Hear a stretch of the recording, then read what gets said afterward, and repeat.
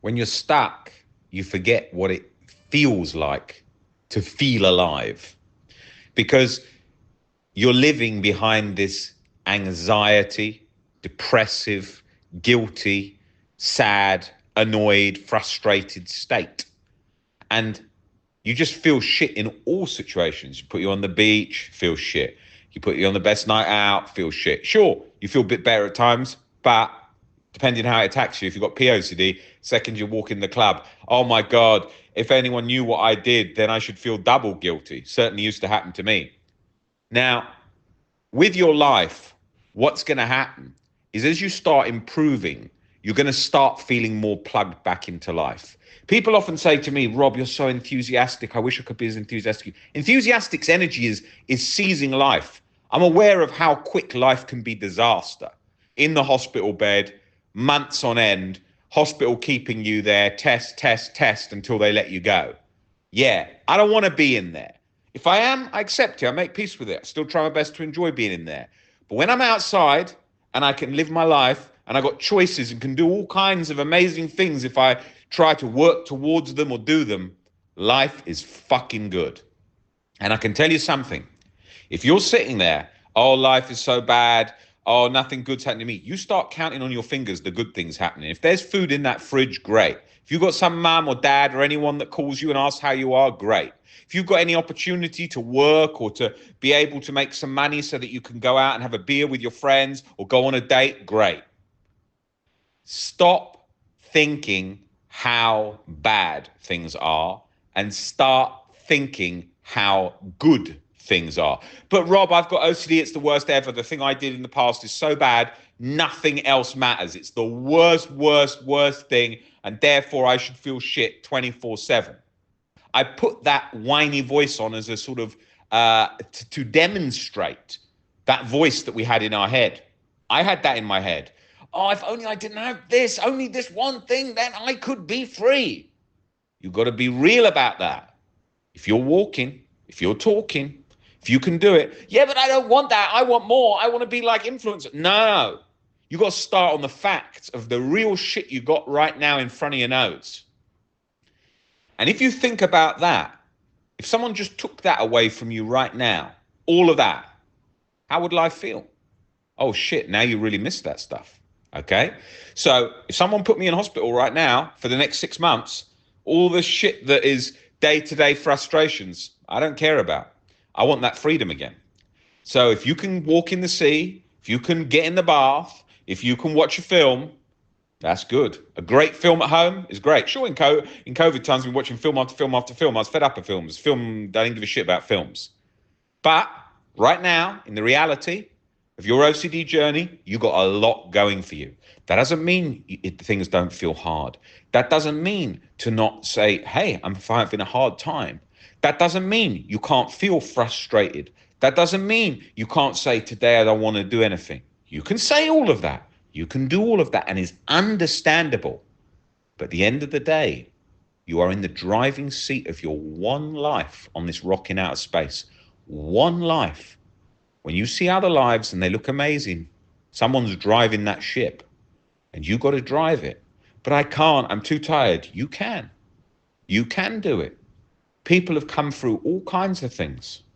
Much harder than this situation. No, not harder than this situation. Yes. Could have OCD and be in a war and have cancer. I see all those situations come in the door. People in those exact situations. So you've got to start thinking, what do you want out of life? What do you not want to lose in life? What are you overlooking in life? And really start to put those steps in place. You do that, you'll start transforming your life. You neglect that, you scroll TikTok. Oh my God, that girl, she's on a beach in Bali. Fuck that. Who cares about that? That ain't you right now. And I don't need to be on a beach in Bali 24/7. Sure, beach in Bali is being on the beach in Bali is nice, but it's equally nice to go to the cinema and watch a film and eat some chocolate, right? You don't need, okay, you think you're going to be happy if you just have that? Okay, I'll put you on the beach in Bali with OCD. No, I don't want OCD though. That would ruin everything.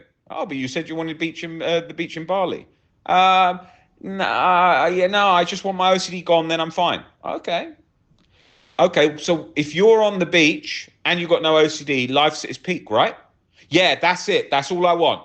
Okay, so you don't want kids, family, better job, more money, bigger house. No, no, I want those things too. Oh, so you want a lot of things. Right.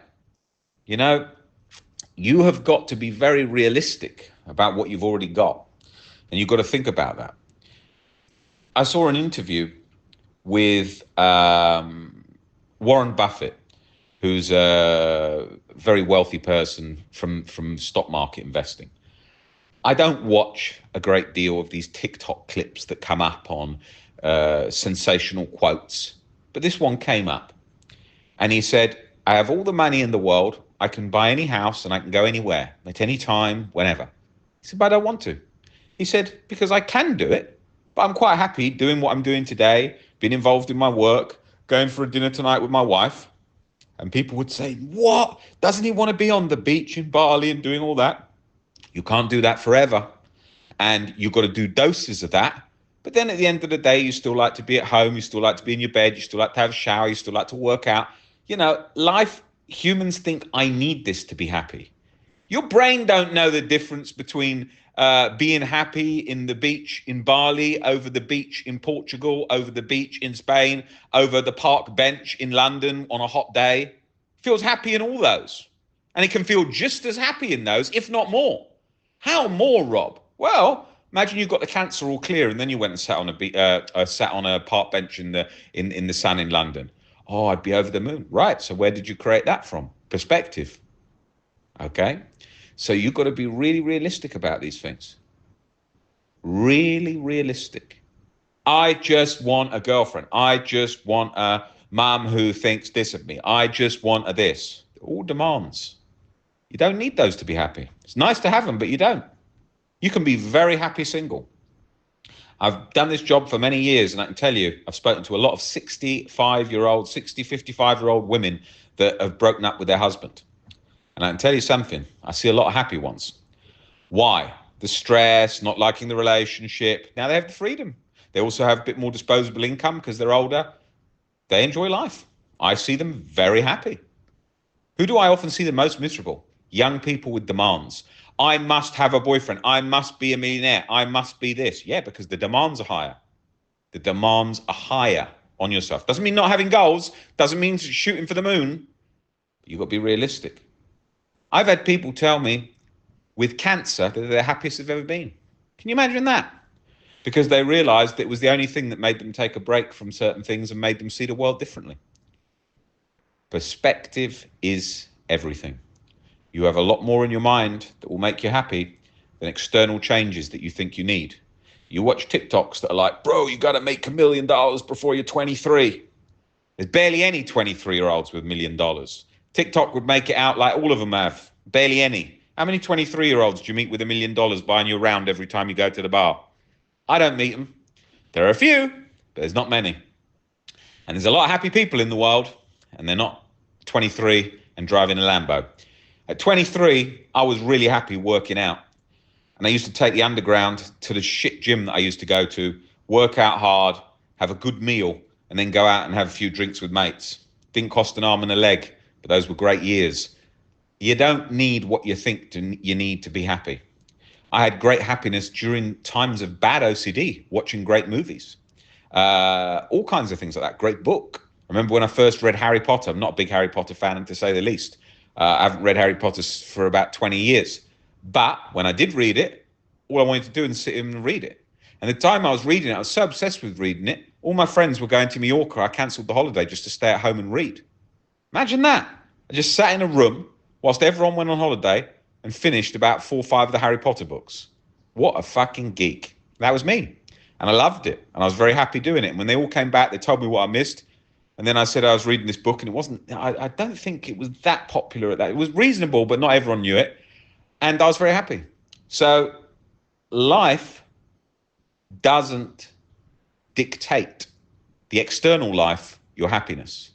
Perspectives, gratitude, all that stuff does.